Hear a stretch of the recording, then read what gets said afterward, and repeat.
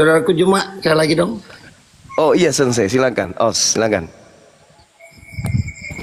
Silakan Sensei.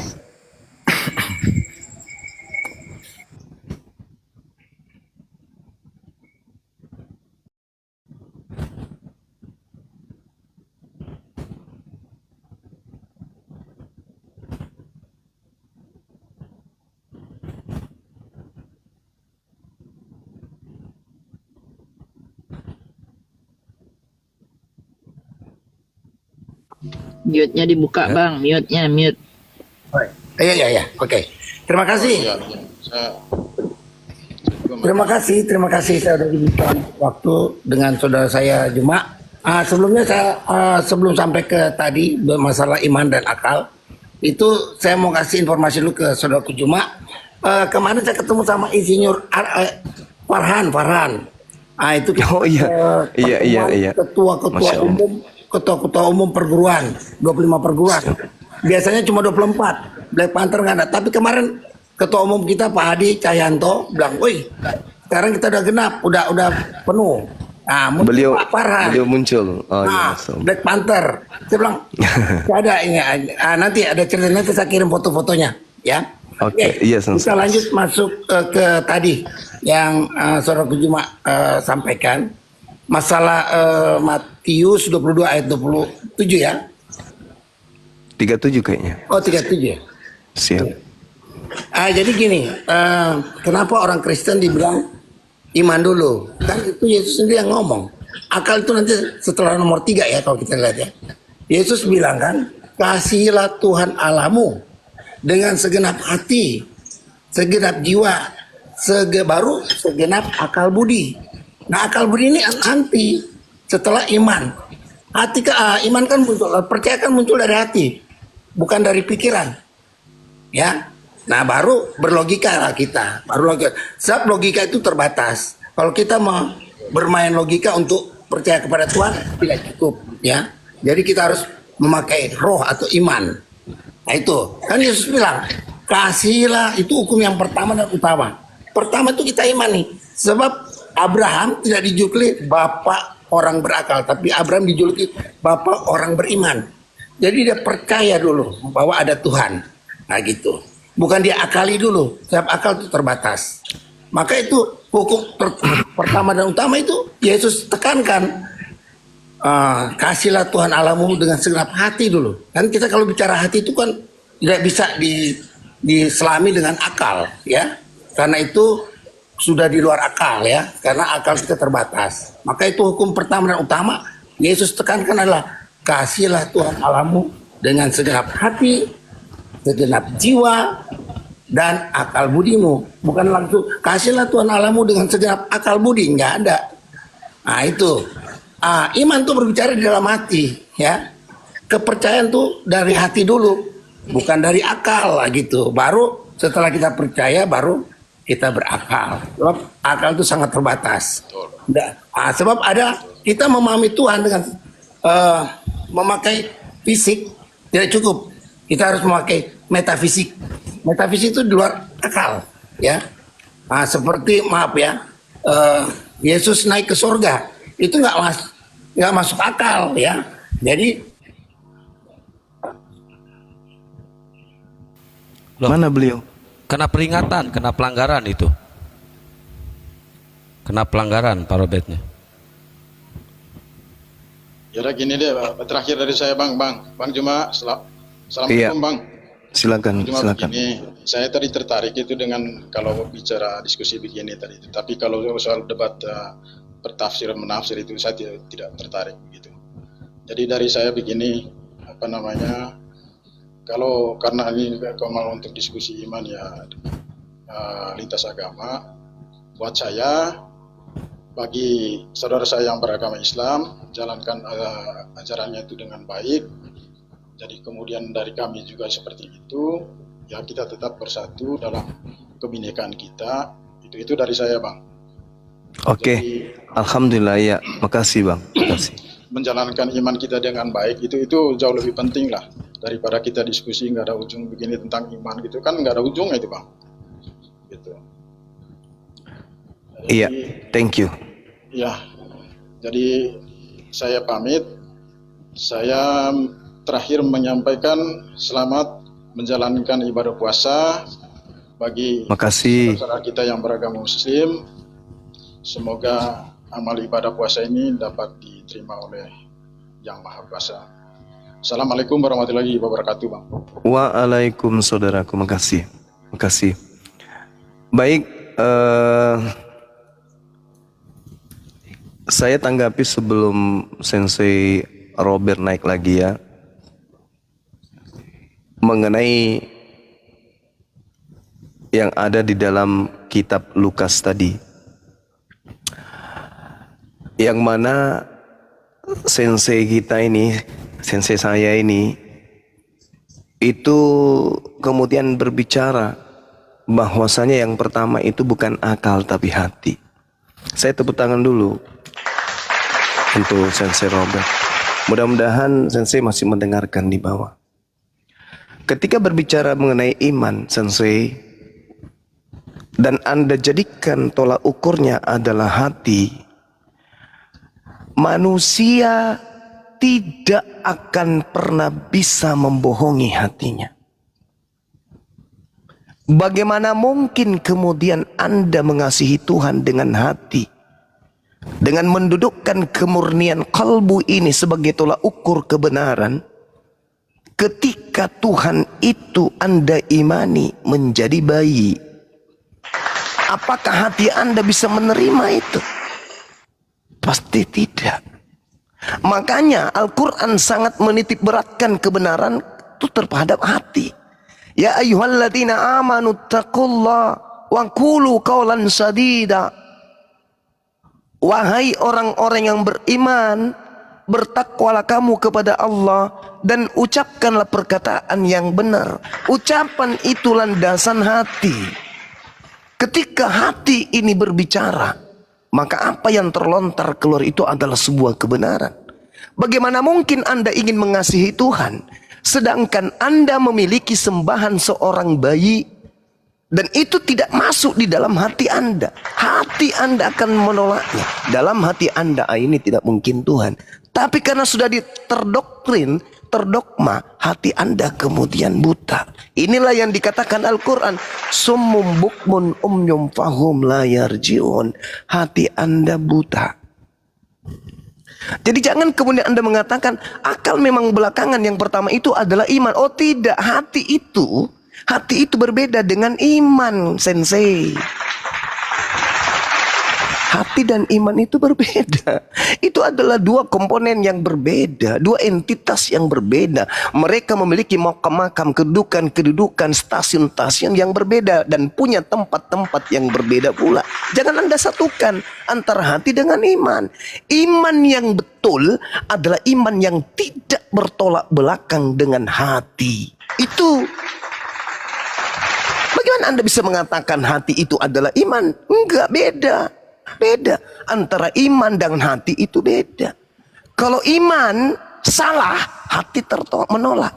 Makanya Al-Quran mengatakan, liyu'azziballahul munafiqina wal munafiqat wal musyrikina wal musyrikat wa yatuballahu alal mu'minina wal mu'minat wa kana Allahu ghafurar rahima. Al-Quran saya menerangkan itu, sehingga Allah akan mengasap orang-orang munafik. Kenapa Allah mengasap orang munafik? Karena lisannya, perbuatannya tertolak oleh hatinya sendiri. Ini kita belum berbicara mengenai akal loh, baru hati. Sensei sudah salah di situ. Maaf, saya bukan mau mengajari. Kalau di bela diri, Sensei lebih tinggi dari saya, itu pasti. Tapi kalau dalam hal kebenaran, mohon maaf, ya kita harus duduk bersanding. Dan kemudian kita ukur esensi kebenaran yang kita tuangkan melalui lisan kita, biar orang yang menilai. Hati ini nggak bisa dibohongi, Sensei. Bagaimana mungkin kemudian hati Anda bisa membuka diri, membuka ketika dikatakan Tuhan datang dalam rupa bayi imut, lalu hati Anda mengatakan, oh itu betul, oh itu adalah kemunafikan. Ini yang hati-hati di Islam. Makanya Islam itu dikatakan sebagai jalan keselamatan rahmatan lil alamin karena seluruh komponen yang ada unsur keislamannya, tolak ukurnya itu hati, dan kebenaran itu wahyu dengan penggarisan akal. Tidak bisa tidak, gak boleh ditawar-tawar itu. Makanya kalau ada hati ucapan tidak bersamaan, Allah mengancam orang-orang itu. Liyu'azziballahul munafiqina wal munafiqat wal musyrikina wal musyrikat wa yatuballahu alal mu'minina wal mu'minat wa kanallahu ghafurur rahim. Sehingga Allah akan mengasap orang-orang munafik laki-laki dan perempuan, dan orang-orang musyrik laki-laki dan perempuan, dan Allah akan menerima tobat orang-orang mukmin laki-laki dan perempuan, dan Allah Maha Pengampun lagi Maha Penyayang. Kenapa dia disebut munafik kemudian? Karena hatinya dia bohongi. Jadi tolak ukur iman itu berbeda ketika Anda mengatakan kasihilah Tuhan dengan hati. Beda iman dengan hati, sensei. Mohon hormat ini, salam hormat dari saya ini muridmu. Tidak bisa kemudian sensei mendudukkan bahwa iman itu hati. Oh no, salah. Salah itu. Hati itu cahaya kalbu. Yang mana kalbu ini memiliki ritme ketukan yang bersumber dari akal. Begitu juga akal akan mendeteksi ritme hati untuk bekerja kemudian menghasilkan manifestasi kebenaran dan menghasilkan manifestasi kesalahan. Tidak abu-abu. Salah yang salah, benar yang benar. Jadi tidak bisa Anda mengatakan bahwa hati itu adalah iman. Enggak. Bagaimana mungkin dalam hati saya melihat sebuah ada benda berupa cincin. Benda berupa cincin. Hati dan pikiran saya sudah kompak mengatakan ini cincin. Hati saya mengatakan yes, itu cincin. Akal saya melihat itu cincin. Dibenarkan oleh panca indera yang lain, yes itu cincin. Iman saya mengatakan itu adalah kupu-kupu. Tidak bisa. Mata Anda ketika melihat Maria melahirkan, mata Anda mengatakan ini manusia. Ketika Anda olah apa yang dicerna oleh panca indera Anda itu masuk ke dalam hati, hati Anda akan mengatakan yes ini manusia. Akal bekerja, mesin penggeraknya kemudian notnya dibunyikan pelatuknya oleh hati. Satu kata, satu rasa. Itu adalah manusia yang keluar dari rahim Maria. Iman mengatakan apa? Pada hari ini telah lahir bagimu juru selamat, Tuhan di kota Daud. Beda sensei. Mohon maaf, beda antara iman dengan hati. Beda. Ya. Jadi ya itulah yang saya katakan tadi, sekali lagi, level apapun kalau orang itu sudah Kristen, cuman gak enak aja ya saya ngomong. Jadi Yesus sekali lagi ketika mengatakan bahwa kebenaran itu, mengasihi Tuhan itu harus dengan hati, Kristen tidak lolos. Saya yakinkan Kristen tidak lolos. Dan segenap jiwa saya yakinkan Kristen tak jauh, apalagi akal. Makanya saya katakan Kristen itu jauh dari ajaran Yesus. Tapi Kristen itu dekat kepada pengajaran roh yang datang kepada Paulus yang mengaku Kristus.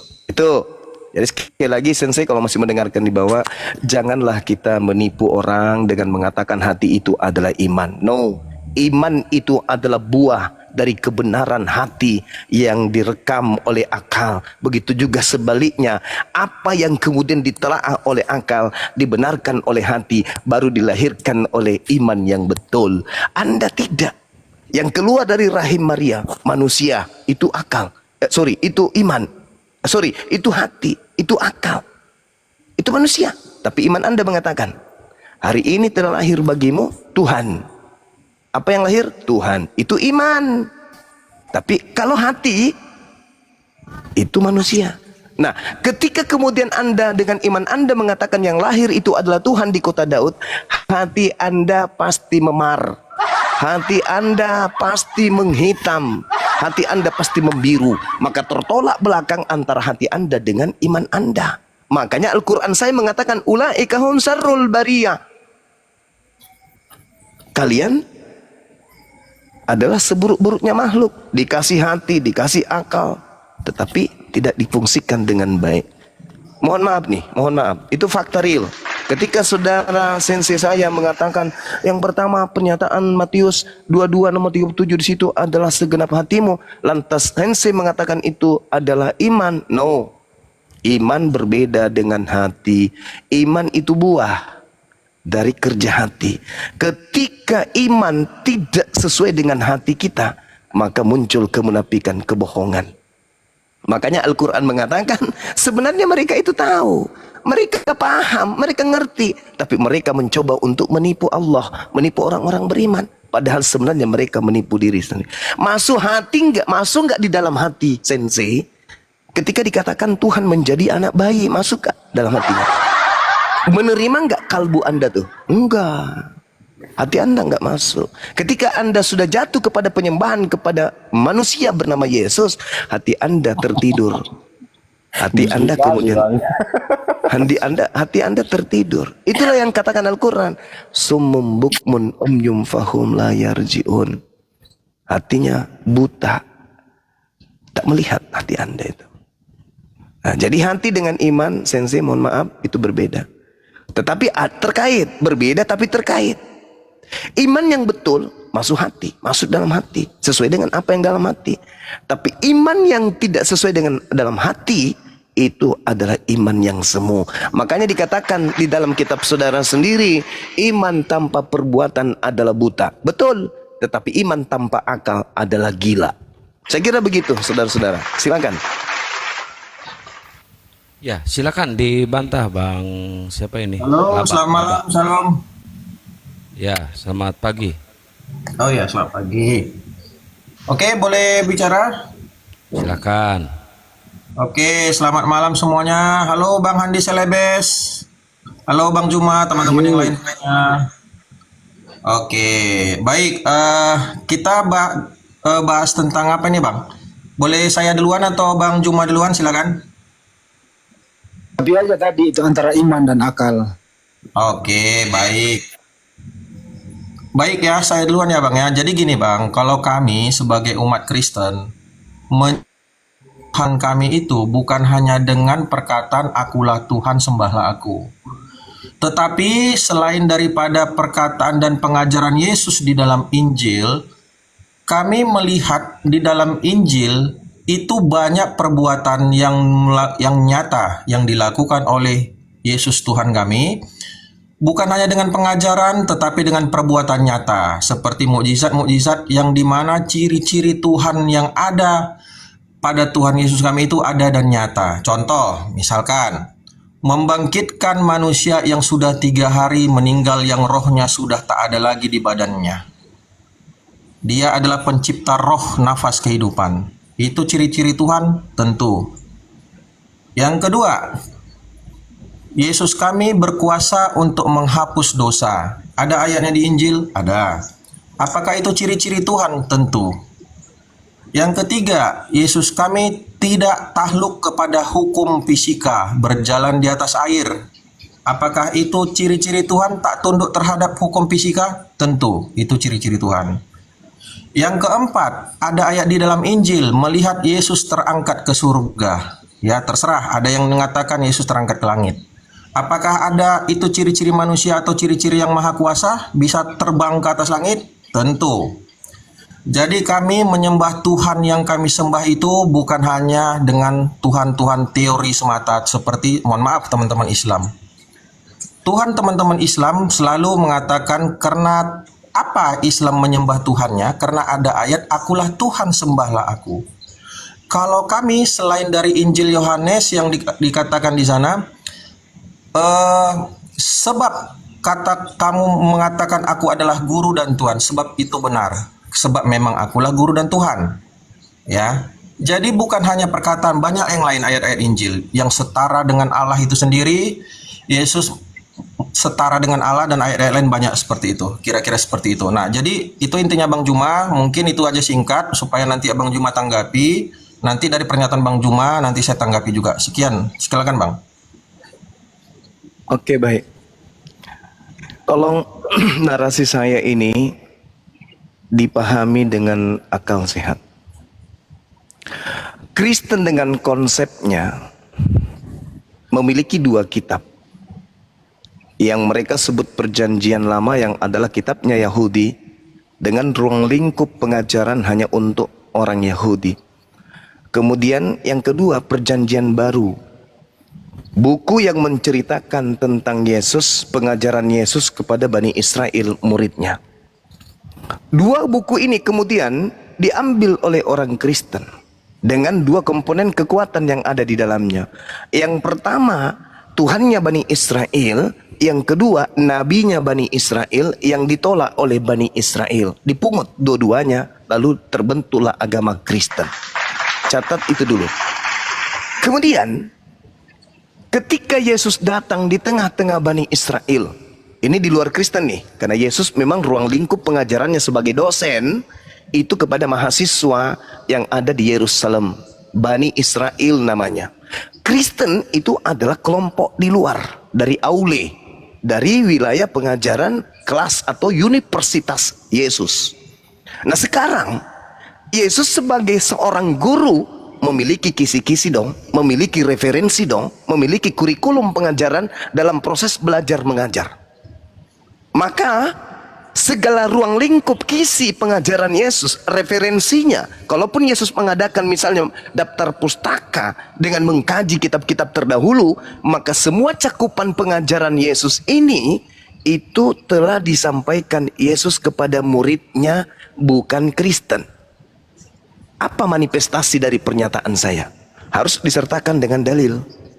Apa dalil yang menjadi acuan kemudian? Segala firman yang engkau sampaikan kepadaku telah kusampaikan kepada mereka, dan mereka telah menerimanya. Mereka tahu benar-benar bahwa aku datang daripadamu, dan mereka percaya bahwa engkaulah yang telah mengutus aku. Pertanyaan saya kemudian, apakah murid-murid ini ketika menerima segala firman ini keliru mereka? Karena mereka tidak menganggap Yesus Tuhan selayaknya Kristen. Segala firman sudah ditelan oleh murid-muridnya Bani Israel. Segala pernyataan Yesus sudah dirangkul oleh murid-muridnya Yesus. Tapi apa hasilnya? Hanya pada level Yesus itu utusan Tuhan tok, bukan Tuhan. Ini kita belum berbicara mengenai Kristen yang mengambil cerita-cerita yang terjadi antara Yesus dengan muridnya. Tetapi saya bisa mengatakan kesimpulan ini adalah kesimpulan akhir. Tidak ada lagi kesimpulan selain daripada kita nyebrang jembatan untuk masuk ke dalam kelasnya orang Kristen. Berbeda, universitasnya berbeda. Nah, untuk itulah kemudian apapun dalil yang Anda jadikan, Yohanes 13 nomor 13, Yohanes 16 nomor Yohanes 14 nomor 6, Yohanes 3 nomor 16 atau bla bla bla bla dan seterusnya, itu macemen. Itu hanya Anda cocokologi dan itu hanya Anda mencomot-comot perkataan-perkataan saja. Sedangkan Yesus dengan lisannya mengatakan, segalanya telah aku sampaikan. Aku mengatakan dan apa yang aku perbuat semuanya sudah kuberikan kepada murid-muridku, dan mereka hanya percaya pada level tertinggi, aku adalah utusan Tuhan. Itu yang pertama. Ini murid-muridnya Yesus, kesimpulannya mendudukkan sang guru hanya Rasul Allah, Rasulullah. Naik level kita. Bagaimana dengan Yesus tentang dirinya? Nah, Anda tadi menyinggung, bagaimana kami tidak menuhankan dia, bro? Dia jalan di atas air. Ingat, ketika dia jalan di atas air, murid-muridnya hanya mengiranya sebagai hantu. Apalagi membangkitkan orang mati.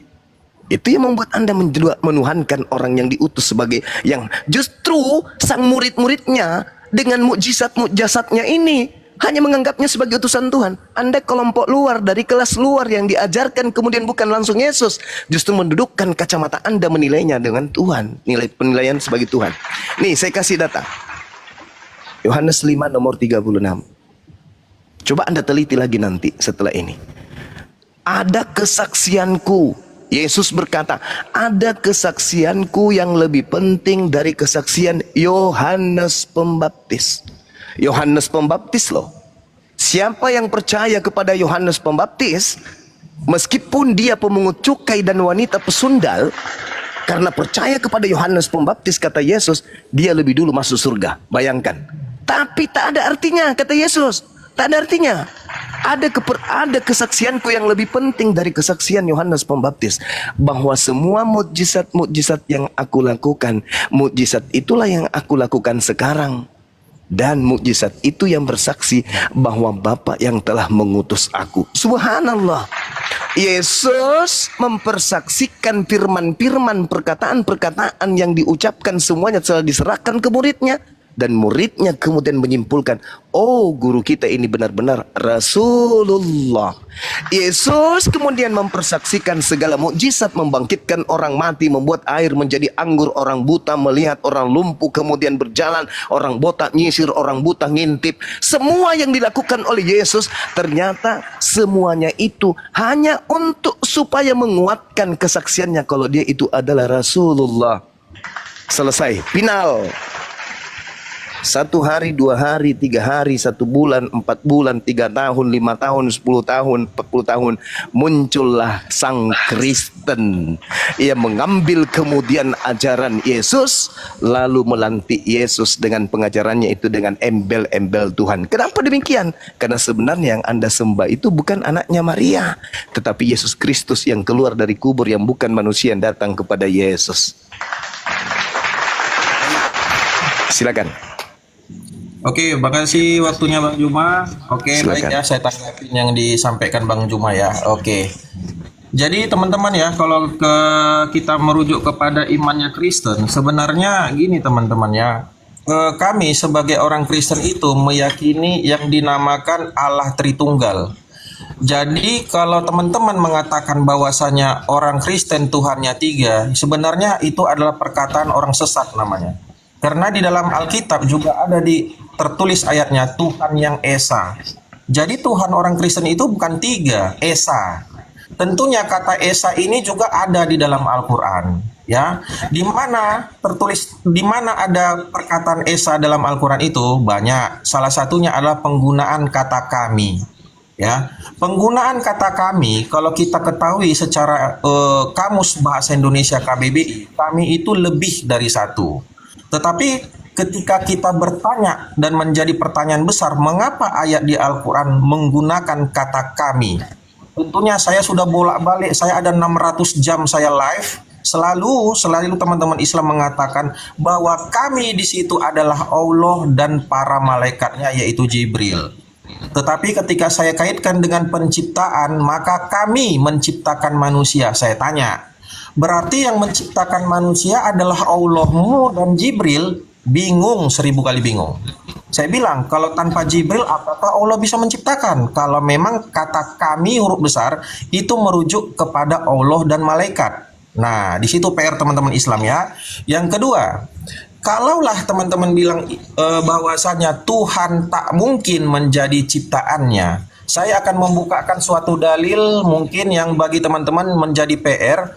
Buka nanti di Al-Qasas ayat 30. Ya, buka di Al-Qasas ayat 30, bahkan di sana ya Allah datang dari pohon dan berbicara dari pohon. Ini saya bacakan ya, Al-Qasas 30. Maka tatkala Musa sampai ke tempat api itu, diserulah dia dari pinggir sebelah kanan lembah, dari sebatang pohon. Ingat, dari sebatang pohon, di sebidang tanah yang diberkahi. Wahai Musa, sesungguhnya aku adalah Allah, Tuhan semesta alam.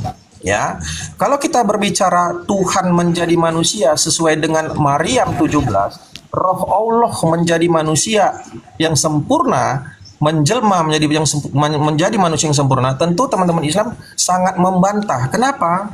Karena mungkin pasti mereka akan menyamakan itu dengan Kristen. Sangat tak mungkin diterima akal teman-teman Islam. Tetapi ketika saya buka di Al-Qasas ayat 30, ternyata sebatang Allah pernah datang dari sebatang pohon dan berkata-kata dari pohon, gitu loh.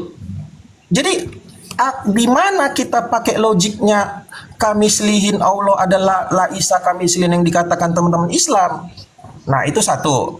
Nah, yang kedua ya, seperti yang kita ketahui ya, bahwa Allah juga dikatakan dalam sebuah ada juga dalam sebuah hadis dapat dilihat dengan mata telanjang, ada ya. Nah, seperti yang lain, kata-kata kiasan lain. Kalau teman-teman Islam sih selama ini saya diskusi selalu dikatakan kiasan. Seperti contoh menampakkan betis, ya.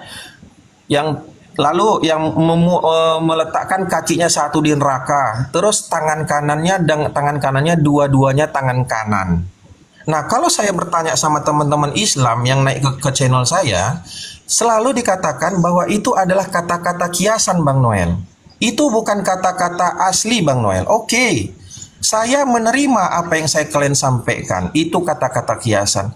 Tetapi ketika kami menjelaskan tentang Allah Tritunggalnya kami seorang Kristen, sebagai umat Kristen, kenapa kalian itu selalu menyangkal gitu loh? Kalian bilang, oh enggak, Tuhan berak, begini loh. Tinggal saya bilang sama kalian, Allah kalian turun ke dalam sebuah pohon, berbicara dari pohon, kau imani. Tapi kalau Allah kau menjelma menjadi manusia yang sempurna di Maryam 17, kau tak mau imani. Nah, makanya di sini saya bingung melihat teman-teman Islam, gitu loh. Di ayat lain juga banyak itu. Ada hadis yang mengatakan Allah dilihat dengan mata telanjang dan sebagainya. Nggak usah saya ulang-ulangin lagi. Ya, makanya saya bilang teman-teman, jika kita saling menghargai, silakan, ayo kita saling menghargai.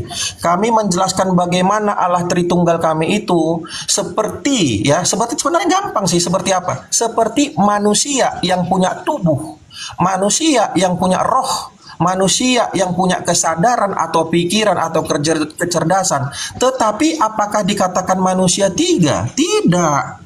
Manusia tetap satu. Seperti itulah keesaannya Allah kami sebagai orang Kristen.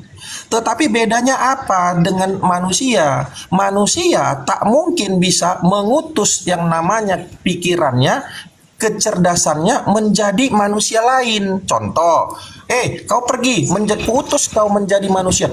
Nggak bisa, dia akan koma namanya, hilang kesadaran.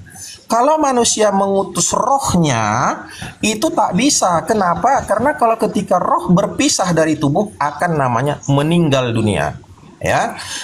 Tetapi ketika kita membuat hal seperti itu kepada Tuhan, Tuhan itu tak tanpa batas, artinya maha segalanya. Dia bisa mengutus firman-Nya menjadi manusia, tetapi dia tetap Allah, tetap. Dia tidak kehilangan kuasanya. Lalu manusia, Tuhan Allah kami bisa mengutus rohnya menjadi sesuatu kepada manusia? Bisa. Tapi apakah dia kehilangannya? Tidak. Karena kenapa? Karena sifatnya adalah Sang Maha Kuasa, Maha segala-galanya. Makanya saya kadang-kadang kalau bertanya sama teman-teman Islam, menurut kalian Allah kalian itu maha segalanya enggak? Maha, Bang. Berarti kalau namanya maha, tak ada suatu apapun yang tak bisa dilakukannya. Betul? Oh, enggak, Bang. Kecuali jadi manusia enggak mungkin. Oke, jadi manusia kau bilang enggak mungkin. Berarti Allahmu terbatas kecuali tanda koma. Oh, enggak, Bang. Oke, enggak masalah.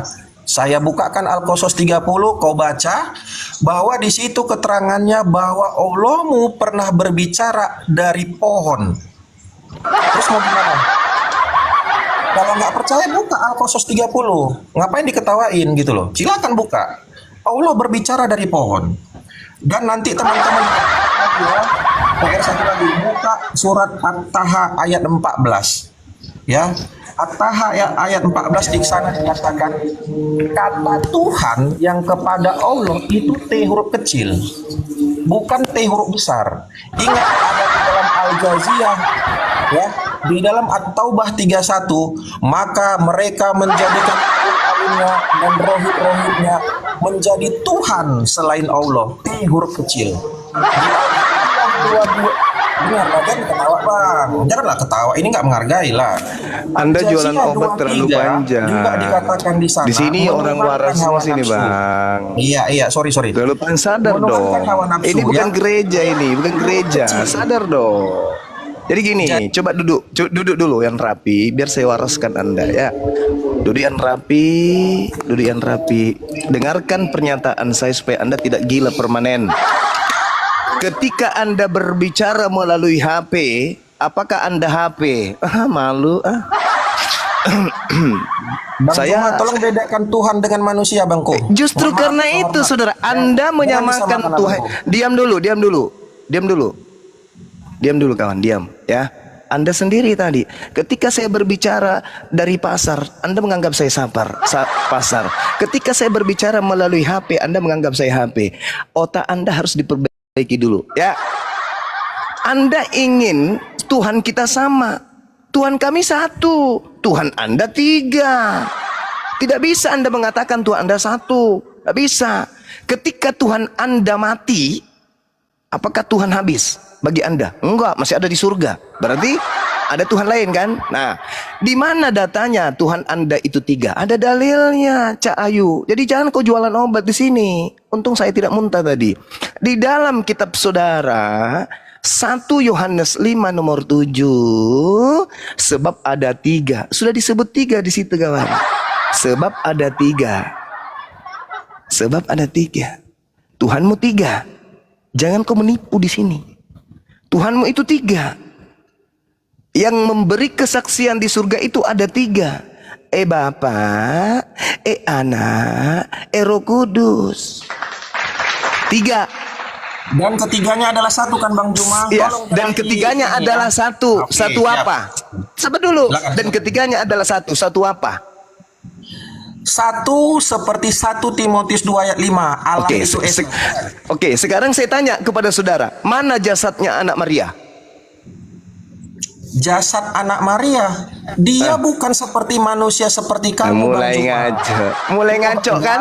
Bukan. Kamu Mulai nanya ngaco. anak Maria. Mana jasadnya anak Bang Maria? Juma. Kalau dia, Bang. diam dulu. Enggak. Mana Iya, jasadnya anak Maria kalau Anda mengatakan Tuhan Anda satu? Itu yang pertama.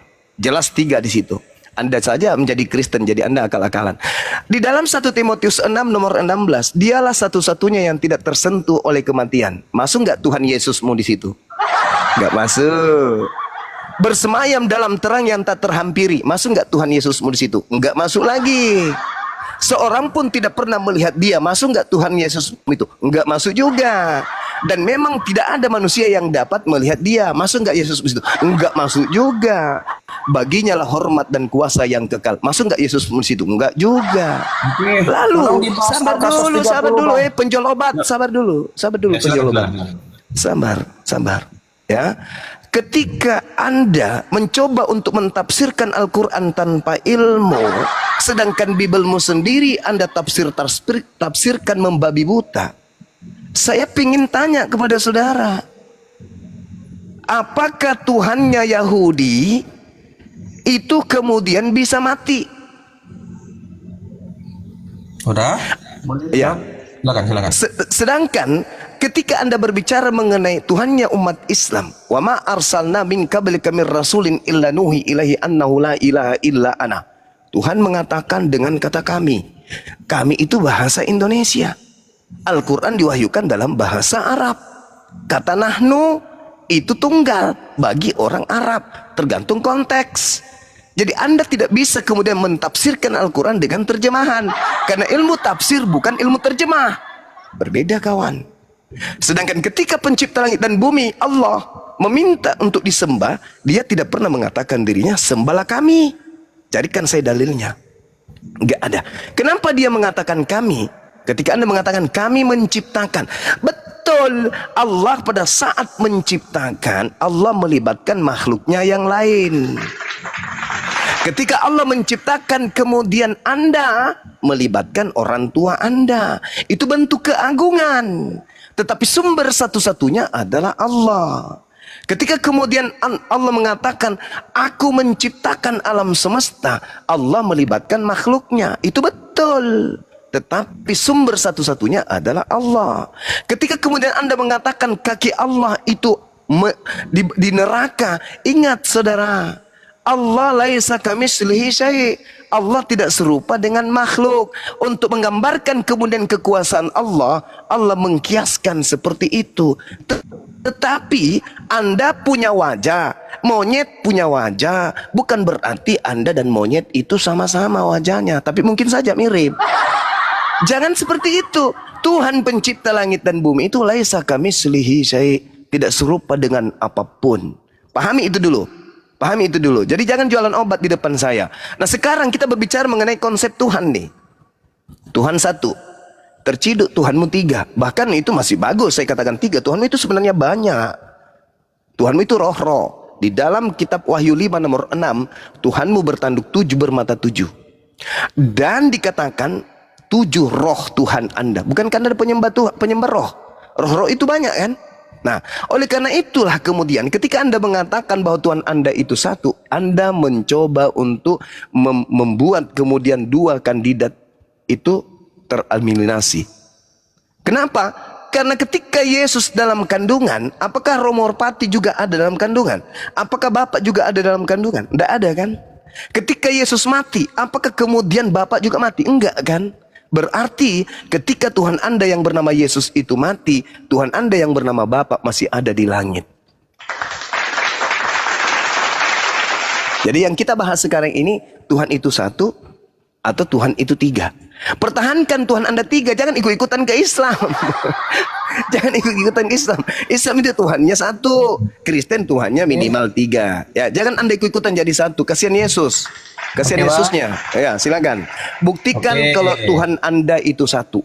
Oke, silakan. jadi teman-teman ya, kalau kita baca di dalam Alkitab, Tuhan Kristen itu seperti sebenarnya kata tiga itu tak pernah ada di dalam Alkitab. Coba tunjukkan. Selalu pun, kalaupun ada di dalam Injil. 1 Yohanes 5 nomor 7. Ya, tetapi di situ ada tiga yang bersaksi, saudara. Ada tiga yang bersaksi. Anda kan bertanya tadi, tidak ada di dalam Bible Tuhan itu tiga. Anda pembohong. Ya, 1 Yohanes 5 nomor 7. Bahkan di dalam kitab saudara ada dua yang esa. Ya, di 1 Timotius 2 ayat 5 itu dikatakan Allah itu Esa. Oke. Yesus juga Esa. Allah itu Esa dan Esa pula dia yang menjadi pengantara. Ada berapa yang Esa di situ? Manusia. Ada berapa yang Esa di situ? Ada berapa yang Esa di situ, saudara? Markus ada berapa yang Esa di sana? Sebentar. Ada berapa yang Esa? Ada berapa yang Esa di situ? Enggak usah panjang lebar. Bosan saya dengarkan jualan obat. Sekarang 1 Timotius 2 nomor 5 ada berapa yang Esa di situ? Satu, Esa itu nenekmu tetap kiper. Bagaimana Anda mengatakan ada satu yang Esa? Di situ ada dua yang Esa. Udah curang Bang Juma. Kasih kesempatan lah lawan bicara. Enggak, Anda kan tadi panjang tuh. Anda tadi panjang sesi pertama, saya balas panjang. Sekarang kita tiktokan. Ngapain saya layani penjual obat kayak Anda?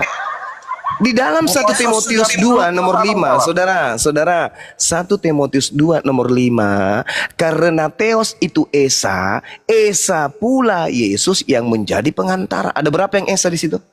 Anda mengatakan satu, nenekmu kiper. Jangan menipu kawan.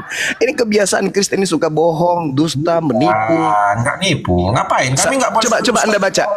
Silakan Anda baca 1 Timotius 2 nomor 5. Silakan Anda baca 1 Timotius 2 nomor 5. 1 Timotius 2 ayat 5. Karena Allah itu Esa. Ya, Esa pula Allah yang menjadi pengantara antara manusia dan Allah itu yang merujuk kepada Esa yang Allah tadi. Sekarang saya tanya, Bapak itu manusia atau bukan? Bukan, Bapak sang di situ sumber. Dikatakan yaitu manusia Kristus Yesus, betul? Yesus beda dengan Bapa. Ya, tepuk tangan. Diskusi gimana? Yesus beda dengan Bapa. Adalah sang firman yang menjadi manusia. Yesus beda dengan Bapa. Yesus beda dengan Bapa. Jadi jangan ikut-ikutan Islam. Tuhan Anda satu. Tuhan Anda itu banyak, rame. Tuhan Anda itu. Tuhan Islam batu mau satukan. Buktikan buku sejarah Islam secara banyak. 1 Timotius 2 nomor 5. Jangan emosi. Jangan katakan Tuhan Anda satu, tapi terbukti Anda sendiri mengatakan Yesus dan Bapa beda. Anda terjebak. Tidak bisa kawan, tidak bisa kalian lolos. Kalian bukan penganut ajaran samawi. Kalian itu agama dari barat. Oke? Kalian agama dari barat. Tuhanmu tidak satu, Tuhanmu tiga. Minimal loh. Minimal. Jadi 1 Timotius 2 nomor 5 bacanya begini. Karena Theos itu Esa Dan esa pula dia yang menjadi pengantara antara Theos dan manusia, yaitu manusia Kristus Yesus. Di sini ada dua yang esa. Manusia Kristus Yesus esa, Theos yang bukan manusia juga esa. Bagaimana ini? Yang mana yang sebenarnya sembahan yang betul? Yesus yang esa atau Theos yang esa? Karena esa itu cuma satu, tapi ternyata mereka masing-masing esa.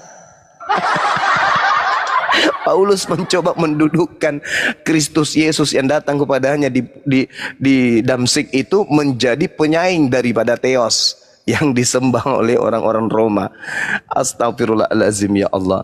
Jadi karena Anda keceplosan, Anda sudah mengakui Yesus dan Bapa itu beda. Dengan kata lain, Anda sudah mengakui Tuhan Anda tidak satu, melainkan lebih dari satu.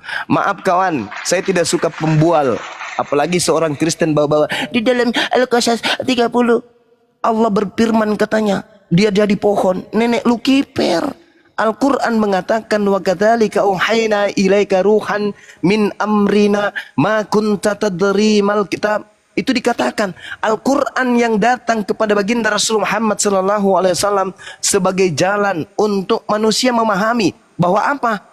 Wa ma kana li basarin ayyukallimahullah illa wahya au min wara hijab au yursila rasulan wa yuhhiya bi iznihi ma yasha innahu aliyyun hakim. Jelas itu.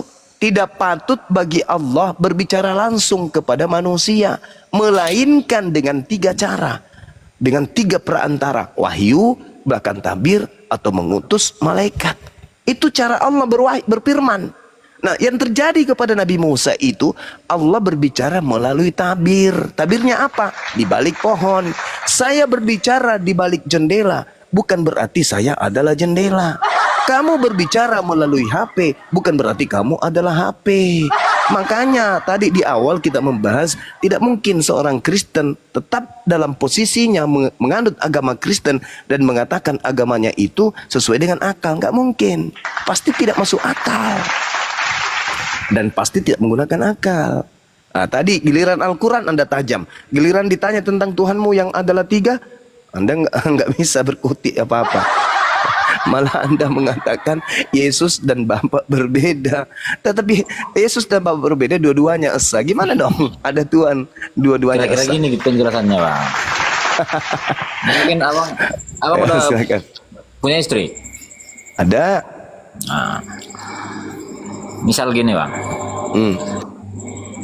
Abang pergi keluar rumah. Yes. Abang ini kan Bang Juma. Iya.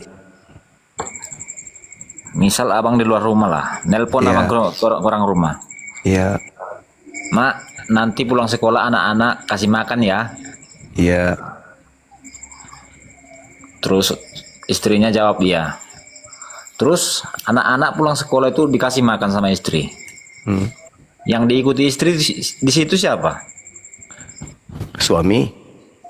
Iya kan, bukan HP kan yang diikuti kan? Ya betul. Ya itulah. Kira-kira begitulah firman Tuhan itu. Kira-kira begitulah Yesus. Lah, Firman Tuhan bisa jadi Yesus, firman kita bisa jadi chat yang keluar Yesus dari. berarti HP ini bukan suami tadi kan? HP itu bukan suami, Ah, bagus. Bagus, dengarkan. tapi Yesus Dengar dulu, itu Bang. HP, Yesus itu HP. Tuhan itu sang suami tadi. Memang betul. Coba Anda baca justru Yohanes. itu Bang. Justru yang diikuti istri tadi siapa? Bang Juma. suami. Ya. Ah, tapi Kristen mengikuti HP. Itu Kristen yang Oh, diikuti. enggak. Kristen. Sorry, jangan tipu saya. Tuhan. Yang Anda ikuti adalah HP. Loh? Kok jadi terbalik, Bang? Lah, bagaimana ceritanya nih? Anda Tadi menduduk yang diikuti Juma. Ah. Gitulah. Yang diikuti Yesus berkata apa, saudara? Aku tidak berkata-kata dari diriku sendiri. Apa yang aku sampaikan adalah apa yang diperintahkan. Begitu juga HP. Ketika saya mengatakan, hai, tidak mungkin di HP Anda bunyi, Ya. gak mungkin kan? Tapi kenapa kemudian Anda menjadikan HP itu sebagai Bang Zuma? Padahal HP itu hanya menyuarakan apa yang Bang Zuma ucapkan. Aku tidak berkata-kata dari diriku, kata HP. Tapi Anda menganggap ketika Yesus berkata, bla bla bla bla bla, Anda menganggap dia Tuhan. Yang kamu ikuti itu Tuhan. Loh, kenapa kemudian Yesus yang Anda sembah kalau gitu? Yesus itu siapa itu? Ya, dia HP. Firman Tuhan bisa jadi Yesus, firman manusia bisa jadi HP. Jadi Anda ingin mengatakan kemudian ketika saya berbicara, maka mulut saya ini jadi HP sepanjang itu sampai ke Anda. Enggak dong.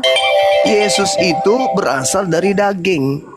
Yang awalnya adalah perkataan. Ketika kemudian Tuhan memerintahkan Gabriel datang kepada seorang perawan, itulah firman. Gabriel, ya paman, kamu ke perempuan perawan itu sampaikan, aku hendak membuat dia hamil dan melahirkan seorang hamba suci bernama Yesus. Itu firman diantar oleh Gabriel. Bukan Yesus yang diantar turun dari langit, bukan. Yesus itu 100% manusia yang berasal dari saripati yang dimakan oleh ibunya. Rohnya murni berasal dari Tuhan, tidak melalui persetubuhan laki dan perempuan. Itu salahnya Anda karena menganggap Yesus itu Tuhan, di mana dia hanyalah HP. HP pula. Udahlah, buka mula bang. Ya begitu kawan. Kan Yesus mengaku kan, aku tidak berkata-kata dari diriku sendiri. Di dalam Yohanes 14 nomor 24 apa kata Yesus? Firman yang kau dengar dari mulutku itu bukan dari aku, tetapi dari dia yang telah mengutus aku. Andai saja HP yang ada di tangan Anda itu bisa berbicara, maka HP itu akan berkata, hei saudaraku Laba, suara yang kau dengarkan dari aku itu bukan dari aku, tapi dari Bang Suma yang ganteng yang ada di sana, yang memerintahkan aku menyuarakan suaranya kepadamu. Bedanya kemudian Anda justru merangkul HP itu dan menciumnya. Oh Bang Suma, aku kangen samamu bang. Padahal itu HP, bukan aku itu. Nah, Anda menganggap kemudian Yesus itu HP. Yesus itu adalah Tuhan, padahal Yesus itu hanyalah utusan Tuhan. Makanya tadi di awal saya katakan, murid-muridnya percaya Yesus hanyalah utusan. Yesus punya kesaksian, dia hanyalah utusan. Islam ada di situ. Wa isqala Isa bin Maryam, ya bani Israel, inni rasulullahi ilaikum.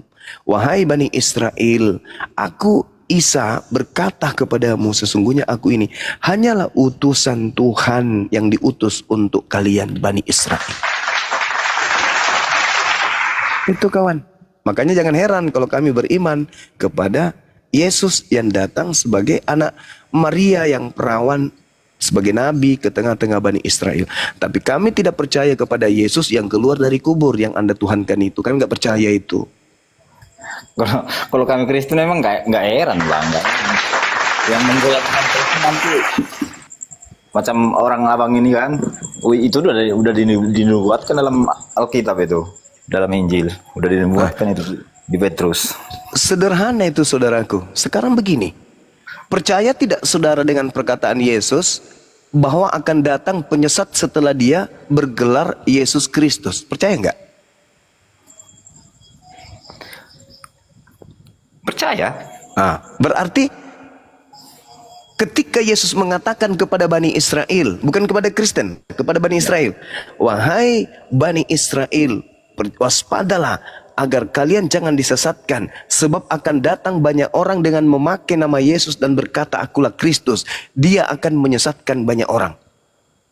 Percaya Anda? Memakai kan? Iya, Abang ini memakai Kristus. Oh tidak, penyesatnya itu yang mengaku akulah Kristus. Mana ada Bang Suma mengaku Kristus? Penyesatnya datang dan mengaku akulah Kristus. Nah, Memakai maksudnya gini bang, memakai firman itu untuk menyesat. Oh salah. Jangan gitu caranya. Itu namanya Anda membantu iblis dalam menyesatkan manusia. Jangan. Di situ Yesus mengatakan. Abang udah tekankan lagi intinya. Itu intinya bang. Penyesatnya yang berkata akulah Kristus. Mana ada pernah Bang Suma mengatakan akulah Kristus? Enggak. Penyesatnya itu mengaku Kristus. Ada enggak Bang Suma pernah mengatakan kepada kalian, aku ini Kristus loh? Enggak. Abang enggak ngaku Kristus, cuma yang enggak berarti perkataan Kristus. Berarti bukan saya dong. Jangan Anda sepelekan dalil dalam kitab saudara sendiri, bahaya itu. Anda Kristen tapi Anda mengotak-atik kemudian Bible. Jangan.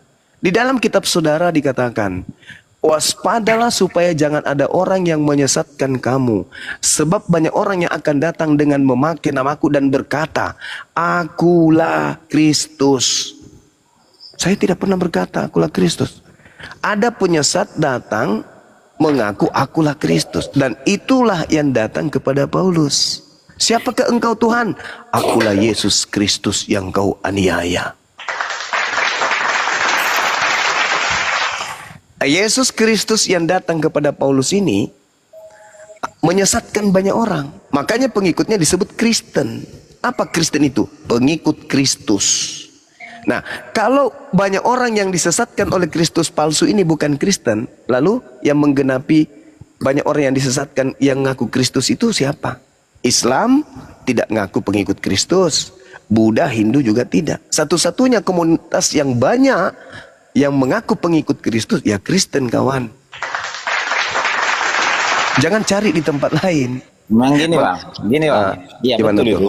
Yang mengaku pengikut Kristus memang cuma Kristen, ya kan? Ya. Tapi yang menolak Kristus itu siapa? Kenapa? Yang menolak Kristus itu siapa? Ya Anda yang menolak Kristus. Loh, Lah iya dong. Dengar. Mari kita buktikan. Ketika Yesus mengatakan di dalam Matius 15:24, Aku diutus hanya kepada domba yang hilang dari umat Israel. Itu Anda terima atau Anda tolak? Ayo. Anda terima atau Anda tolak? Kalau Anda terima, lalu Kristus siapa yang datang untuk kalian orang Indonesia? Ayo.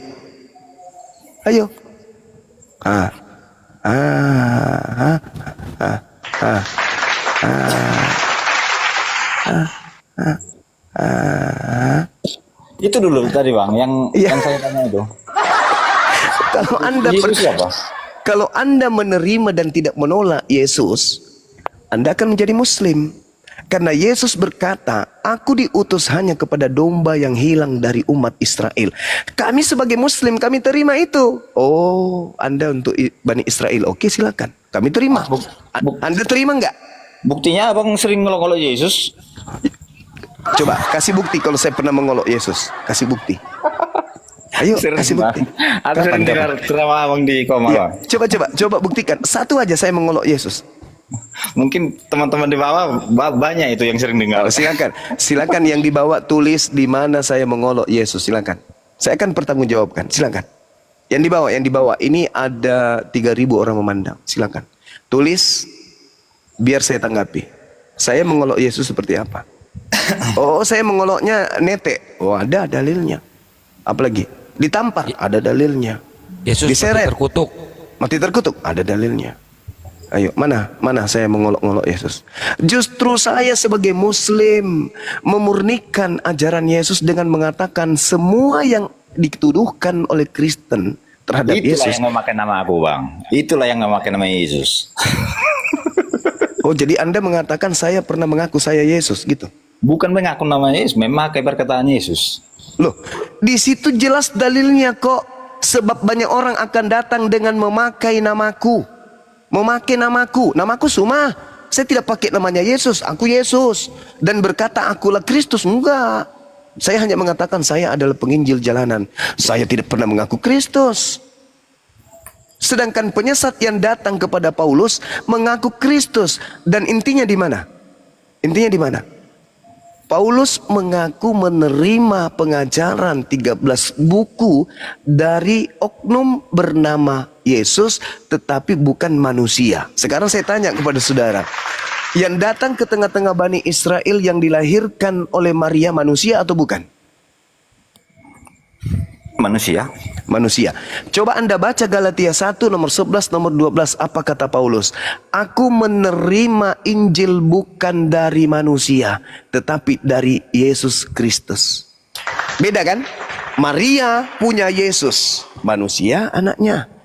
Paulus punya Yesus juga, tapi bukan manusia. Yang mana yang Anda ikuti? Yesus yang manusia atau Yesus yang bukan manusia?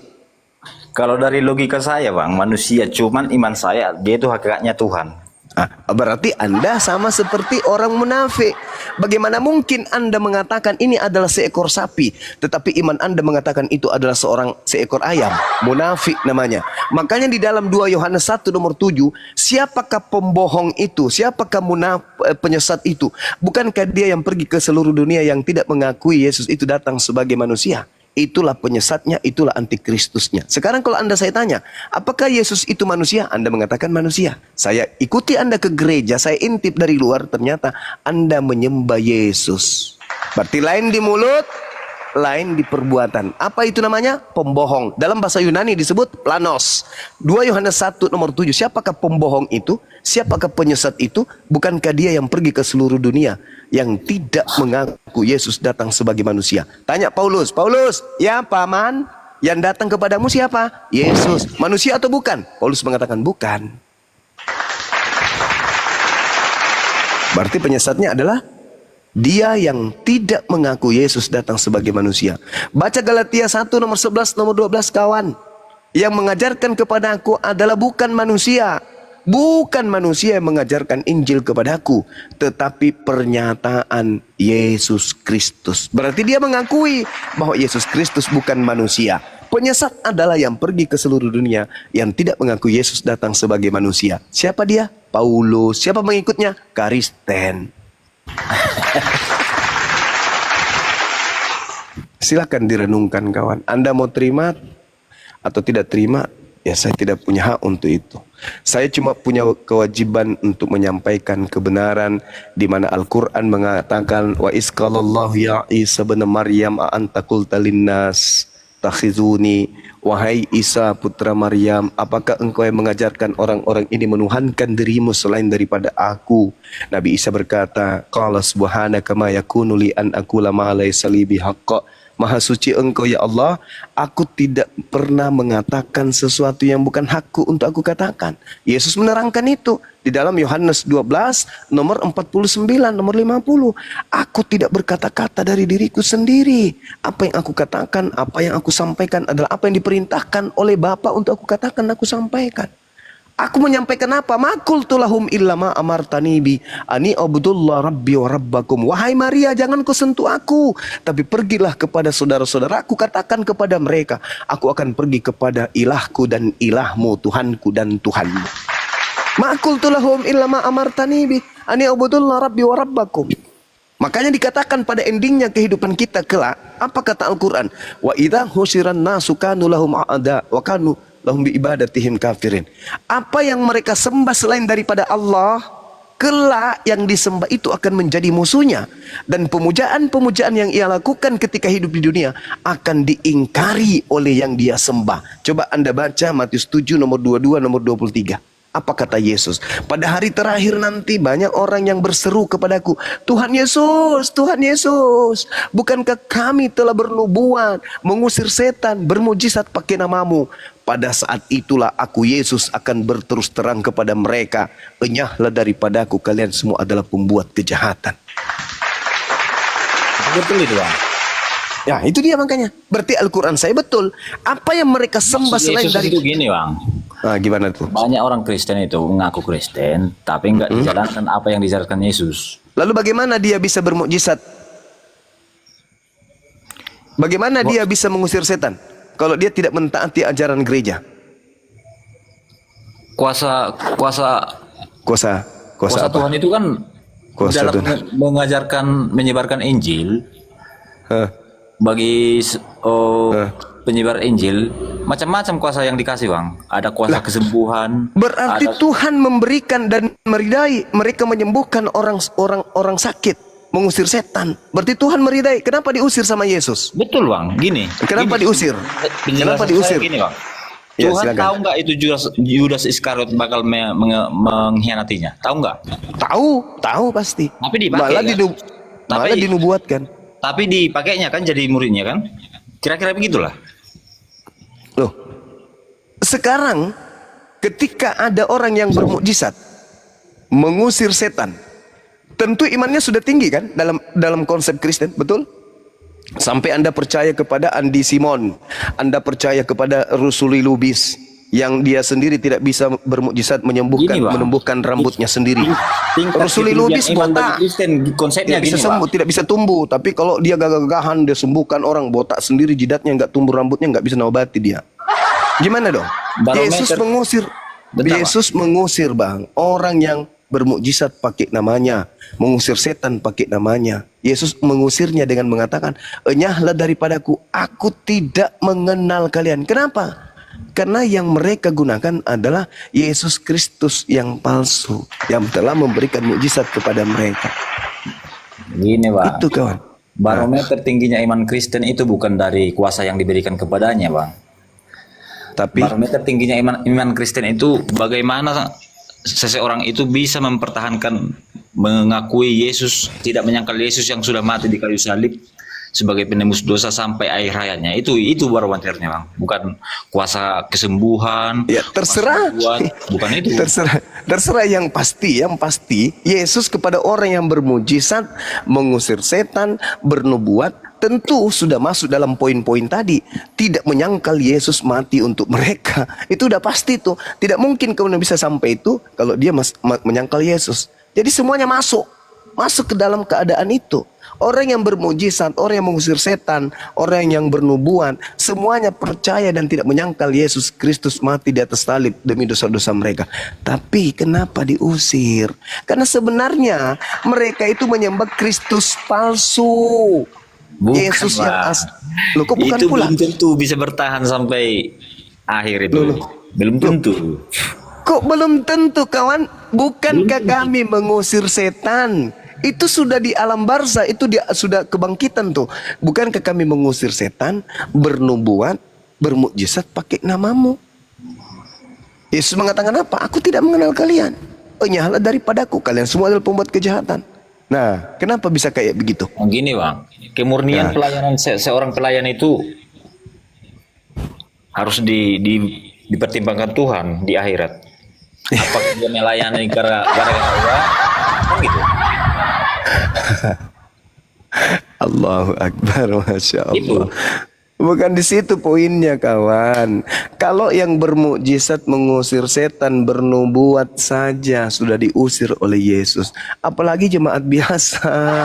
Bukan itu poinnya. Yang kalian sembah selama ini itu bukan anak Maria. Makanya kemudian ketika nanti orang dibangkitkan semua orang nanti, orang-orang akan datang nih, orang Kristen akan datang nih. Ketika tak ada penolong, mau ke Nabi Adam, Adam menolak. Nabi Musa, aku tidak mengenalmu. Ke Abraham, siapa lu? Lu tidak bersunat, bukan pengikutku. Ke Ishak, begitu juga. Ke Daud, begitu juga. Ke Yesus yang asli juga begitu. Maka satu-satunya penolong yang menurut kalian itu yang bisa menolong kalian, kalian mencari sosok yang bernama Yesus. Yang bernama Yesus pada saat itu tinggal satu. Yesus yang satunya sudah masuk ke neraka lebih dulu. Yesus yang aslinya ini tinggal dia. Datanglah kalian ke situ. Hei Yesus, bukankah ketika di dunia kami memanggilmu Tuhan, bernubuat, mengusir setan pakai namamu? Apa kata? Loh, mana ada? Tak ada begitu kuajarkan kepada murid-muridku. Aku hanya untuk Bani Israel saja. Siapa kalian?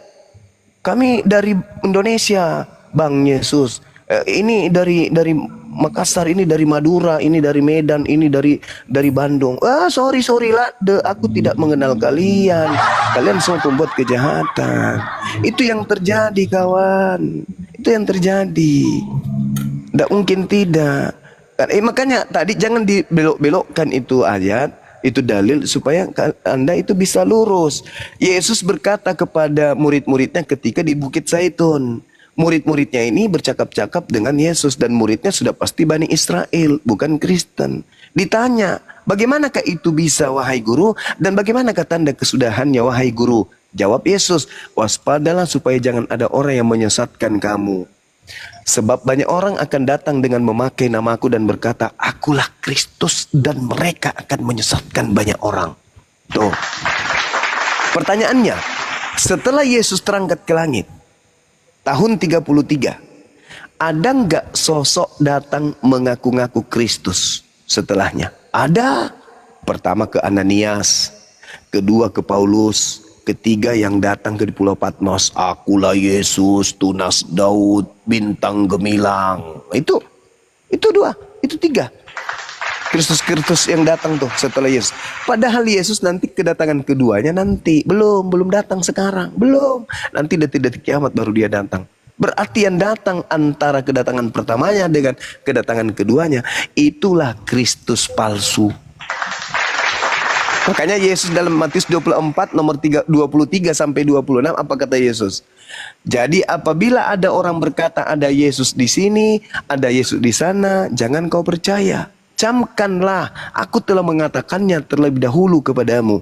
Apabila ada orang berkata ada Yesus di padang gurun, ada Yesus di dalam bilik, jangan kau percaya. Sebab Kristus palsu dan nabi-nabi palsu akan menyesatkan orang-orang pilihan juga. Dan dia bisa melakukan mukjizat-mukjizat dan menyesatkan orang-orang pilihan juga. Camkanlah, aku telah mengatakannya.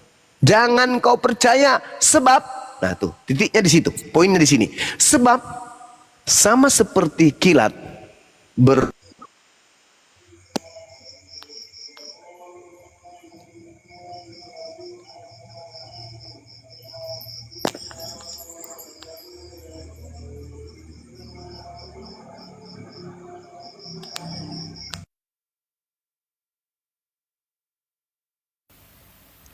Suaranya hilang, Gurunda.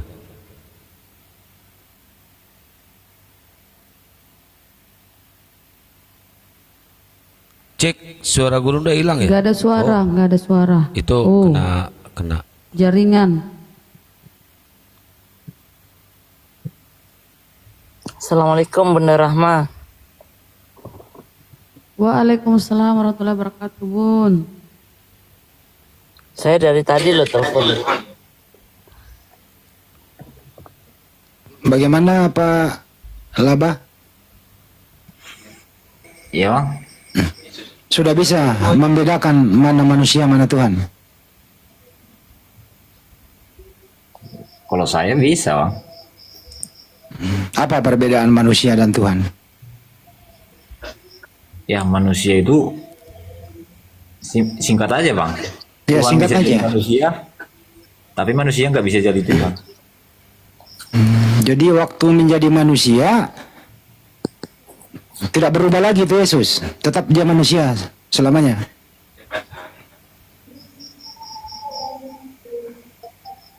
Bagaimana bang? Kalau Alkitab nggak berkata, nggak ada. Kan Pak Laba mengatakan nih manusia bisa menjadi Tuhan, bisa menjadi manusia, betul ya? Iya. Oke, setelah menjadi manusia masih ada Tuhan atau sudah nggak ada Tuhan? Ya masih lah. Ya mana yang Tuhan kan sudah jadi manusia? Kan naik lagi ke surga. Ya kan sudah jadi manusia bang, manusia nggak bisa jadi Tuhan lagi. Contoh ya, contoh nih Pak Laba. Oke. Maaf ya, ini contoh aja nih. Saya